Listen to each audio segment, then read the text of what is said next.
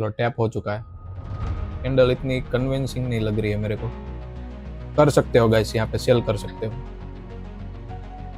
यहाँ। और एसएल हमारा है 92.3, तो फिर ये कितना 40 पिप का एसएल है, ठीक है। और टीपी हमारा रहेगा यहाँ तक।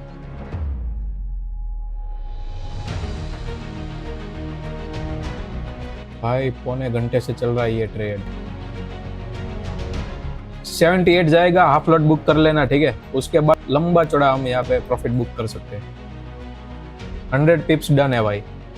अभी हाफ लॉट बुक करो, कॉस्ट टू कॉस्ट करो और देखो अपना ट्रेड कहाँ तक जाता है, ठीक है। Welcome to the gold selling airline.